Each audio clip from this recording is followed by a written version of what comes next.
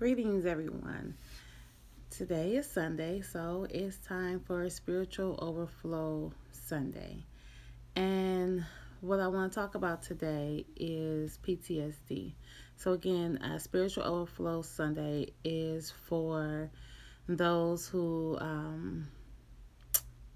regularly go to church and or have other spiritual practices.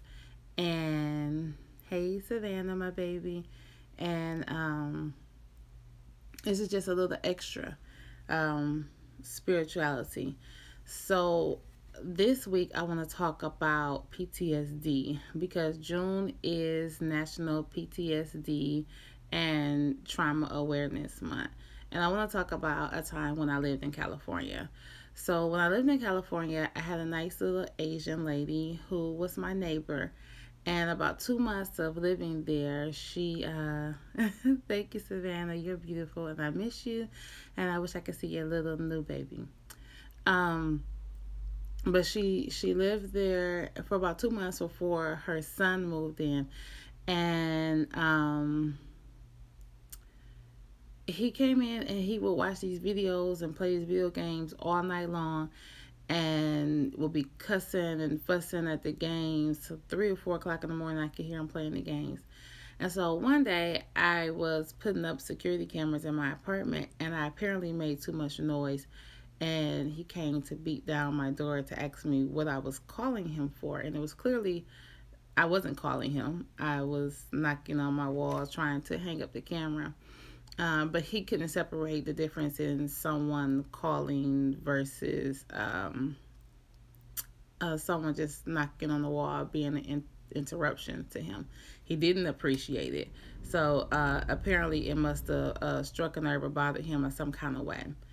Again, this happened another time where I apparently bothered him, and he beat on my window and started calling me all kinds of names, telling me that he knew I worked at the apartment complex and was going to get me fired. I didn't work there, so when communicating with him, I could tell that he didn't really know who he was talking to and maybe possibly not even where he was.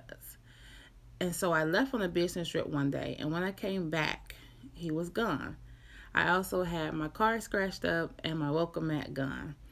And I was told that he had another, I don't want to call it an episode, but something, I guess, triggered him, and he attacked the maintenance man and tackled him down to the ground. And so they sent him back to the mental institution, and that's where he was before. That's why I didn't meet him when I first moved in.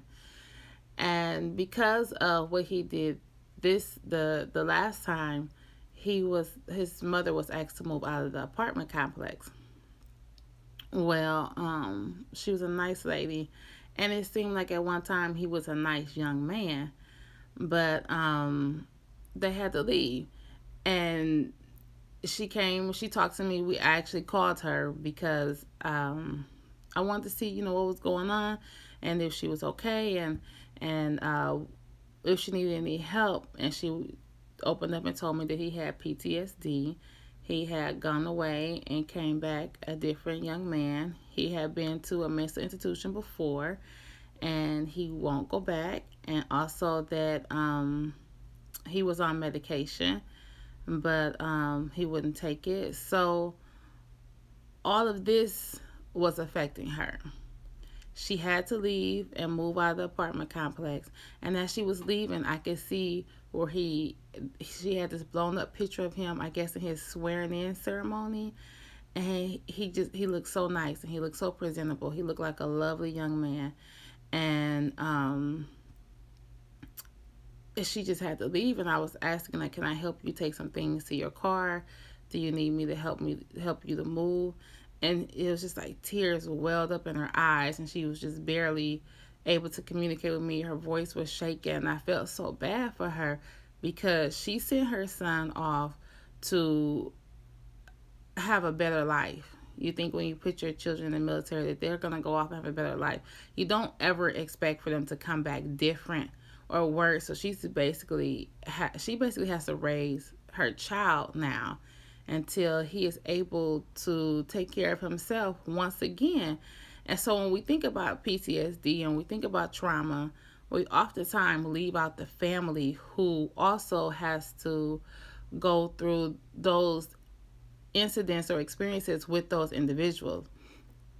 So, one thing that I always say for everyone is to continue practicing meditation. And I know for this young man and for this family, it's going to be a lot of counseling. There's going to be some medication needed. There's going to be lots of steps. But if you're someone who has someone in your family that is suffering with PTSD, I just encourage you to educate yourself, to make sure that your energy is in the right place where it needs to be.